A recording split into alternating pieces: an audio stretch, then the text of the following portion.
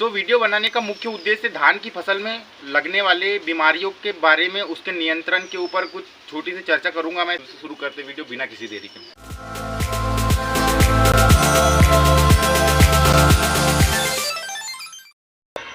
नमस्कार किसान भाइयों, स्वागत है आपका आज की और एक वीडियो में। किसान भाइयों, जैसे कि अभी तक के मेरा जो है यहाँ पर वीडियो बनाने का उद्देश्य रहता है कि मैं आपको कुछ ना कुछ नया बताऊँ और नई चीज़ आपको बताऊँ और उसका समाधान आपके बीच लेके आऊँ। तो यहाँ पे धान की फसल का मुख्य रोग मैं आज आपके बीच में ला रहा हूँ। तो धान की फसल में मुख्य रूप से जो रोग लगते हैं उसमें प्रमुख रोग जो उसको नुकसान पहुँचाते हैं, उसके उत्पादन को नुकसान पहुँचाते हैं, इसमें सबसे पहला रोग आपको देखने को मिलेगा। और इसकी समस्या लगभग भारत के सभी जगह पे आती है जहाँ पर भी धान की खेती होती है। तो इसमें सबसे पहला रोग की बात करूँ मैं तो ब्लास्ट इसके लक्षण आप शुरुआती नर्सरी में देखेंगे। धान की रोपाई के पहले नर्सरी में भी इसके लक्षण इसके पौधे पे देखने को मिलेंगे। पौधे में इसकी पत्तियों के ऊपर एक हल्का या गहरा लाल कलर का धब्बा देखने को मिलता है और पौधे की ग्रोथ इससे रुक जाती है। तो ये एक प्रमुख रोग है जिसकी शिकायत सभी लगभग धान के किसानों के खेत में देखने को मिलती है और एक प्रमुख रोग है। तो इसके उपचार के लिए क्या कर सकते हैं? तो दोस्तों, जब भी ब्लास्ट लगता है तो लक्षण शुरुआती अवस्था में नर्सरी में देख सकते हैं। नर्सरी में भी कभी कभी ये आता है और खड़ी फसल में जब भी रोपाई होती है, रोपाई के 10 से 15 दिन के बाद में जैसे ही पौधा स्टेबल हो जाता है तो इस दौरान में भी इसके लक्षण देखने को मिलेंगे। इसकी पत्तियों के ऊपर में 30 से 35 दिन में 40 दिन की अवधि में पौधे के इसमें लक्षण देखने को मिलते हैं। तो इस प्रकार के रोग के कंट्रोल के लिए क्या कर सकते हैं किसान भाई? आप लोग ट्राइसाइक्लाजोल 75% WP वेटेबल पाउडर, किसी भी अच्छी और रेपुटेड कंपनी के एक प्रोडक्ट लेना, ट्राइसाइक्लाजोल 75% WP, उसका उपयोग आप कर सकते हैं 120 ग्राम प्रति एकड़ के हिसाब से। इसके बाद में एक प्रमुख रोग धान की फसल में जो होता है वो होता है सीड ब्लाइट का। सीड ब्लाइट नाम से स्पष्ट होता है कि सीड मतलब कि इसकी जो है तने बोल सकते हैं। साथ में धान की फसल में इसके लिए दूसरा शब्द यूज़ होता है जिसको टीलर्स बोलते हैं। टीलर्स या कल्ले के बीच में सड़न और गलन का रोग लगता है धान की फसल में। और ये सड़न गलन के रोग से पौधे में जो है पौधे की ग्रोथ रुक जाती है, पौधे की हाइट कम देखने को मिलती है और पौधे में जो होती है उसकी पौधा अपनी डिस्टर्ब हो जाता है और साथ में तनाव महसूस करता है। तो इस रोग के निवारण के लिए आप सीड ब्लाइट के निवारण के लिए प्रमुख रोग देखने को मिलता है धान की फसल में।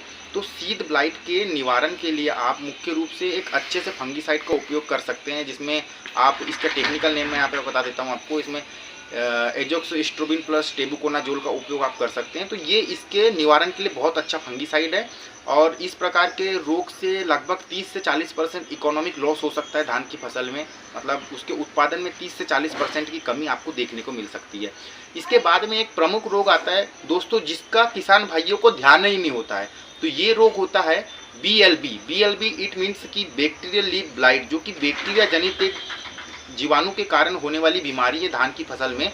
जो कि इसके लक्षण आपको मैं शुरुआती अवस्था में ऐसे दिखते हैं कि पत्तियां जो रहती है, पत्तियां आगे से सबसे नुकीले भाग से गलने लगती है और धीरे धीरे जलते हुए वो लास्ट तक आ जाती है। तो ये एक बैक्टीरिया के कारण होने वाला प्रमुख रोग है धान की फसल में। और इसके निवारण के लिए आप कोई भी अच्छे से एंटीबायोटिक का उपयोग कर सकते हैं अपने फंगीसाइड और इंसेक्टिसाइड की स्प्रे के दौरान। तो आप इस प्रकार के रोग से दूर रह सकते हैं। इसके बाद में एक प्रमुख रोग धान की फसल का, जो कि आप सभी लोग इससे अवगत होंगे शायद, जिसको मुख्य रूप से आप लोग नेक ब्लास्ट के नाम से जानते हैं। तो धान की फसल में नेक ब्लास्ट धान के पौधे से धान के जो बालियाँ निकलती है उसके बाद में देखने को मिलता है। ये जो होता है बालियों की गर्दन पे होता है। गर्दन मतलब कि जहाँ से बाली निकलती है वहाँ से ये फंगस के कारण गलने लगता है और गलने के बाद टूट भी जाता है, कभी कभी देखने को होता है। तो ये एक इसका प्रमुख रोग होता है। तो इस प्रकार के रोग के लिए भी आप ट्राइसाइक्लाजोल का उपयोग कर सकते हैं। यह इसके ट्राइसाइक्लाजोल ही इसके लिए जो होता है सबसे अच्छा होता है। और इससे अच्छे भी बेटर अगर फंगीसाइड कोई आपको मार्केट में अवेलेबल है तो इसका भी आप उपयोग कर सकते हैं। तो ये उसके लिए अच्छा होता है नेक ब्लास्ट के लिए। नेक ब्लास्ट के बाद में किसान भाइयों आप देखेंगे कि आपको जो है फाल से स्मट की समस्या आपको देखने को मिलती होगी। तो फाल से स्मट की मैं चर्चा करूँ यहाँ पे, तो फाल से स्मट जो है ये पौधे की बालियों के ऊपर जो दाने रहते हैं, दाने के ऊपर फंगस के कारण एक फंगस के कारण जो लाई टाइप का फार्मेशन हो जाता है, काले काले दाने हो जाते हैं, तो ये फंगस के कारण होते हैं। तो इस प्रकार के रोग के कंट्रोल के लिए भी आप एक अच्छे से फंगीसाइड का उपयोग कर सकते हैं, कॉन्टैक्ट फंगीसाइड का उपयोग कर सकते हैं, जिससे कि इसके वह बहुत जल्दी निवारण करेगा और आपकी फसल को उससे बचाएगा। तो प्रिवेंटिव यानी पूर्व में भी आप कर सकते हैं, और क्यूरेटिव मतलब कि कॉन्टैक्ट वाले भी किसी फंगीसाइड का उपयोग करके आप इससे दूर हो सकते हैं। इसके बाद में दोस्तों एक प्रमुख रोग जो धान की फसल में देखने को मिलता है जिंक की कमी से, और जिंक की कमी से होने वाला रोग होता है वो होता है खैरा रोग। इसके बारे में आप सभी लोगों ने कहीं ना कहीं पे सुना होगा। खैरा रोग जो होता है प्रमुख रूप से जिंक की कमी से होता है, और इस प्रकार के रोग के लक्षण ऐसे पहचानेंगे आप कि आपका जो पौधा है इसमें बौना रहता है, इसकी जो होती है हाइट कम होती है और ज़्यादा ग्रोथ नहीं कर पाता है पौधा। तो इस प्रकार का रोग जो बौना रोग होता है ये जिंक की कमी से धान में देखने को मिलता है। और साथ में एक रोग और जो है क्लोरोसिस करके एक बीमारी धान की फसल में हो जाती है, जो कि प्रकाश संश्लेषण की क्रिया को बाधित करती है।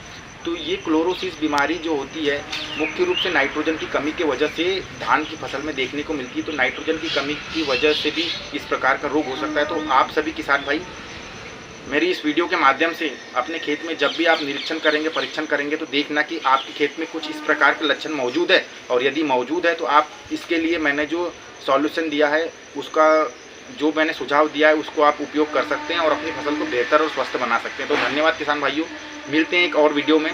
तब तक के लिए यदि आप चैनल पर नए हैं तो सब्सक्राइब करें और वीडियो को लाइक ज़रूर करें। धन्यवाद।